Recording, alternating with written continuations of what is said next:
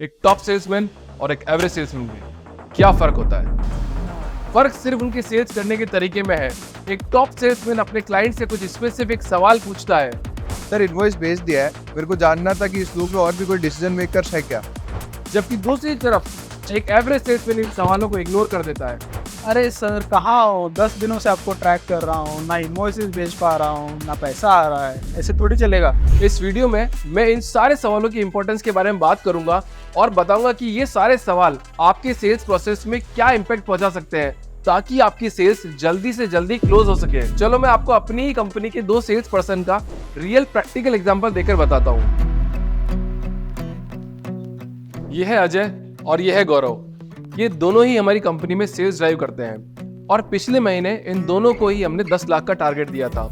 यानी अजय को 10 लाख की सेल करनी थी और गौरव को भी 10 लाख की सेल करनी थी और इनको हमारी इन्फ्लुएंसर मार्केटिंग की सर्विस सेल करनी थी डिफरेंट ब्रांड्स को। मंथ के स्टार्टिंग में तो दोनों बहुत ही ज्यादा एक्साइटेड थे। 10 लाख क्या 12 लाख क्या, हम तो टारगेट को ओवर अचीव ही कर लेंगे। पर जैसे ही आधा महीना गुजरा मैंने इन दोनों की सेल्स रिपोर्ट चेक करी और मेरा तो दिमाग ही खराब हो गया कि ऐसा हो कैसे सकता है।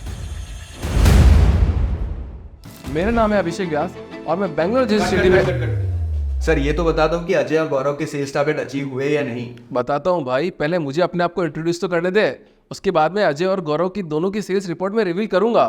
ठीक है सर, एक्शन। तो हाँ दोस्तों, मेरा नाम है अभिषेक व्यास और मैं करंटली 4 सक्सेसफुल बिजनेस रन कर रहा हूँ, वो भी बेंगलोर जैसी सिटी में। बाय प्रोफेशन में एक प्रॉपर सेल्समैन हूँ जिसने अपने 10 साल के करियर में हर टाइप की सेल्स करी है। अगर 1-2 एग्जांपल देकर बताऊं तो मैंने आईसीआईसीआई की इंश्योरेंस पॉलिसी भी बेची है और जस्ट डायल में दुकान से दुकान जाकर उनकी लिस्टिंग भी करवाई है। तो मैंने ऐसा क्या किया कि मैं एक एवरेज सेल्समैन की कैटेगरी से टॉप सेल्समैन की कैटेगरी में आ सका और आज बड़ी से बड़ी ब्रांड क्लोज कर पा रहा हूँ। और इसी वजह से आज हमारी कंपनी में 100 से भी ज्यादा पावरफुल लोगों की टीम हो चुकी है। तो वो इसीलिए हुआ क्योंकि मैं भी यही क्वेश्चंस की अप्रोच अपनी डे टू डे सेल्स में यूज करता हूँ और मैं आपके साथ ये ट्रांसपेरेंटली इसलिए शेयर करना चाहता हूँ ताकि आप भी एक एवरेज सेल्समैन की कैटेगरी से टॉप सेल्समैन की कैटेगरी में आ सके। तो इस वीडियो को एंड तक जरूर देखना क्योंकि ये आपको सेल्स को देखने का एक नया पर्सपेक्टिव देगी और ये अप्रोच B2B और B2C दोनों में काम करती है। अगर आपने ये अप्रोच अपनी डे टू डे सेल्स में यूज करी और इम्प्लीमेंट करना स्टार्ट किया तो आपको एक ही हफ्ते में रिजल्ट भी निकलने लग जाएंगे और आपकी सेल्स जल्दी क्लोज होने भी लग जाएगी। तो अब बात करते हैं अजय एंड गौरव के टारगेट का आखिर हुआ क्या। तो दोस्तों, मैं आपको उन दोनों के पिछले महीने का डेटा शेयर करना चाहूंगा। गौरव ने लास्ट मंथ में सिर्फ 3 लाख का बिजनेस किया जबकि उसका टारगेट था 10 लाख का और अजय ने लास्ट मंथ में 10,50,000 की सेल की। उसने अपने टारगेट को ओवर अचीव किया। एंड मजे की बात यह है कि दोनों को सेम नंबर ऑफ लीड दिए गए थे and same number of days and दोनों का सेल्स एक्सपीरियंस भी सेम है, लेकिन फिर भी अजय ने टारगेट को ओवर अचीव कैसे कर लिया। तो अजय ने ऐसा क्या किया, उससे पहले मैं आपको गौरव का बताता हूँ कि गौरव का टारगेट इतना कम क्यों हुआ। तो गौरव ने वही किया जो आज के टाइम पर हर एक एवरेज सेल्समैन करता है। गौरव को 109 लीड मिली थी एंड गौरव ने सारी लीड को कॉल करके एग्रेसिवली मीटिंग अलाइन करी एंड सेल्स प्रेजेंटेशन भी दी। क्लाइंट को उसने पूरे महीने में 79 सेल्स प्रेजेंटेशन दी जिसमें से क्लोजर हुए सिर्फ 5 और जब तक उसके और क्लोजर होते मंथ हो चुका था खत्म। उसकी हालत देखने लायक थी,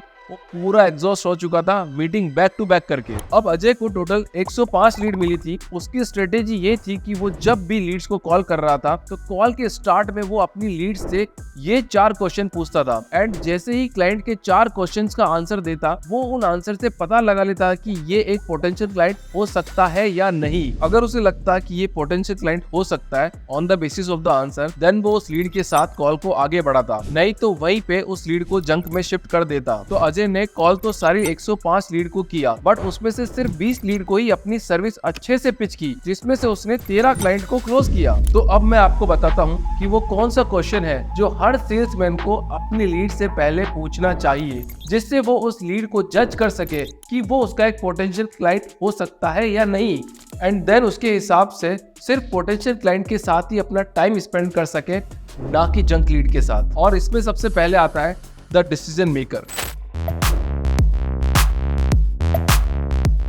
सबसे पहले आपको अपनी लीड से बात करके ये पता लगाना होगा कि आप जो प्रोडक्ट या सर्विस सेल कर रहे हैं उसको परचेज करने का डिसीजन मेकर वही इंसान खुद है या कोई और है। मतलब जो लीड आई है वो खुद इस सर्विस को परचेज करने का डिसीजन लेंगे या कोई और। अगर वो डिसीजन मेकर नहीं है तो आपको ट्राई करना होगा कि वो आपको डिसीजन मेकर से जरूर कनेक्ट करवाए, नहीं तो बहुत लंबा टाइम जाएगा उस पर्टिकुलर सेल्स को क्लोज करने में। क्योंकि अगर वो डिसीजन मेकर नहीं है और फाइनल कॉल कोई और लेगा तो आपको बहुत लंबा वेट करना होगा इस सेल्स को क्लोज करने के लिए। इसमें ऐसा नहीं है कि आपकी सेल्स क्लोज नहीं हो सकती, क्योंकि बहुत से सिनेरियो में ऐसा होता है कि डिसीजन मेकर कोई और होता है। बस आपको ये पॉइंट नोट करके रखना होगा कि ऐसे सिनेरियो में सेल्स क्लोजर थोड़ा लंबा होगा, तो आपको उसी हिसाब से क्लाइंट को अपनी पाइपलाइन में सेट करना होगा, नहीं तो आपके सेल्स नंबर आपको मिसलीड कर सकते हैं। जैसा हमारे यहाँ भी होता है, सेल्स पर्सन जिससे बात करते हैं वो डिसीजन मेकर नहीं होता है एंड सेल्स पर्सन उसके भरोसे बैठा रहता है कि ये क्लाइंट तो इस मंथ क्लोज हो ही जाएगा एंड अपनी सेल्स के प्रोजेक्शंस को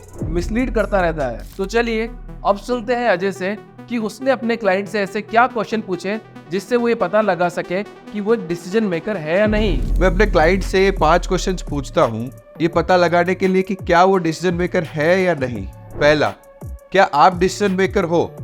क्या आप ही इसको क्लोज करोगे? दूसरा, अगर आप डिसीजन मेकर नहीं हो तो कौन है? तीसरा, क्या आप इस मीटिंग में किसी और को इंक्लूड करना चाहोगे? चौथा, इस सर्विस को आपकी कंपनी में किसने एक्सप्लोर किया था?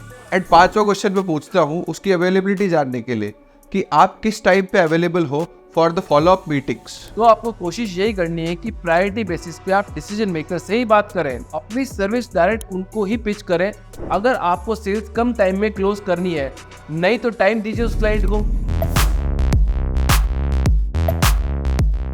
अक्सर ऐसा होता है कि एक सेल्समैन बड़े हंसी खुशी में अपनी सारी लीड को अपनी सर्विस अच्छे वे में पिच करता है और डिफरेंट मीटिंग भी कर लेता है, क्योंकि उस क्लाइंट को उसकी सर्विस की नीड होती है।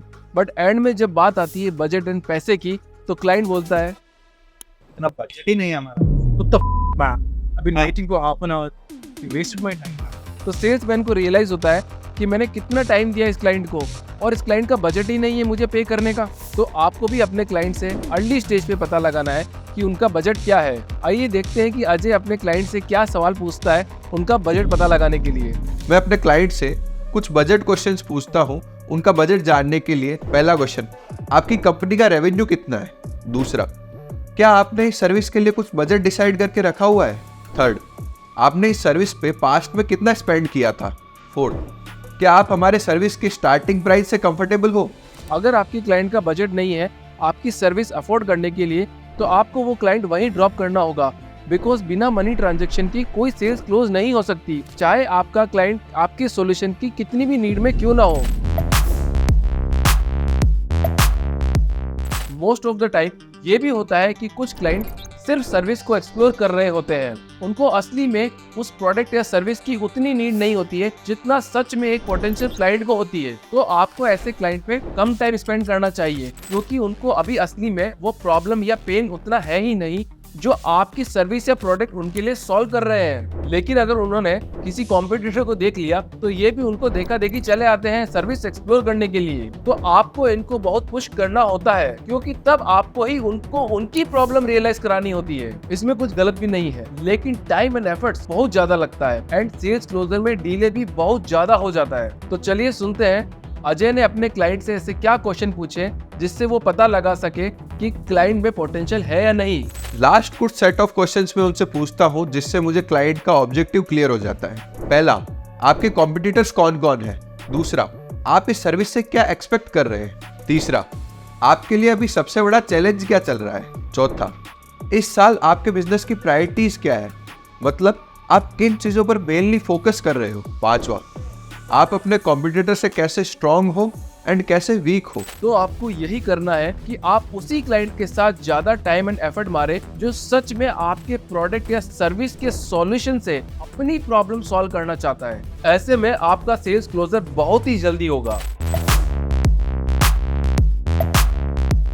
अक्सर कुछ क्लाइंट ऐसे होते हैं जिनका बजट भी होता है, सर्विस की नीड भी होती है, बट वो डिसीजन लेने में बहुत डिले करते हैं due to many reasons. Like vendor onboarding, approvals, client internal priorities, public holidays etcetera. तो आपको अर्ली स्टेज पे ही क्लाइंट से पूछना होगा कि वो कब तक इस सॉल्यूशन को लेने का प्लान कर रहे हैं, ताकि आपको एक आइडिया लग सके ये सेल्स क्लोजर करने में कितना टाइम लग सकता है, एंड आप उसी हिसाब से इसको अपनी सेल्स पाइपलाइन में एडजस्ट करेंगे। अदरवाइज आप किसी और माइंडसेट में होंगे एंड क्लाइंट किसी और माइंडसेट पे। तो चलिए अब अजय से सुनते हैं कि उसने अपने क्लाइंट की टाइमलाइन पता लगाने के लिए क्या क्वेश्चंस पूछे।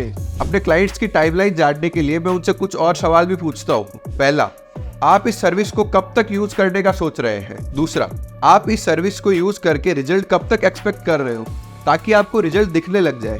तीसरा, आप कब से इस प्रॉब्लम को फेस कर रहे हो जो हमारी सर्विस सॉल्व कर सकती है? चौथा, आपके लिए ये सर्विस यूज करना कितना अर्जेंट है? तो बेटर है कि आप पहले से ही इसका पता लगा लें, जिससे आप भी उसी हिसाब से उनको प्रायोरिटी दे पाएंगे। मैं एक चीज क्लियर करना चाहता हूँ अबाउट सेल्स, कि सेल्स एक मैनुअल एफर्ट होता है। इसमें सेल्स पर्सन को अपना टाइम एंड फिजिकल प्रेजेंस देना होता है। एक सेल्समैन के पास लिमिटेड टाइम ही होता है दिन भर में सेल्स क्लोज करने के लिए। तो इसीलिए एक टॉप सेल्समैन के लिए इंपॉर्टेंट होता है कि वो अपना टाइम एंड एफर्ट्स को अच्छे से यूज करे, क्योंकि वो उसके पास बहुत ही लिमिटेड होता है। एंड जब एक सेल्समैन अपना लिमिटेड टाइम को अच्छे क्लाइंट्स और पोटेंशियल क्लाइंट के साथ स्पेंड करता है, तो उसका कम टाइम में ही क्लोजर होने के चांसेस बहुत बढ़ जाते हैं। एंड वहीं एवरेज सेल्स पर्सन अपना टाइम नॉन पोटेंशियल क्लाइंट पे वेस्ट करता चला जाता है एंड दिन भर एग्जॉस्टेड रहता है एंड सेल्स भी क्लोज नहीं होते हैं। अगर आपको सेल्स में और कोई इश्यू आ रहा है जिसका आपको सॉल्यूशन चाहिए, तो आप इस वीडियो के कमेंट सेक्शन में हमें उस इश्यू के बारे में बता सकते हैं एंड हम ट्राई करेंगे कि उस पर एक अच्छी सी वीडियो बनाए एंड आपकी सेल्स ग्रोथ में आपको हेल्प मिले।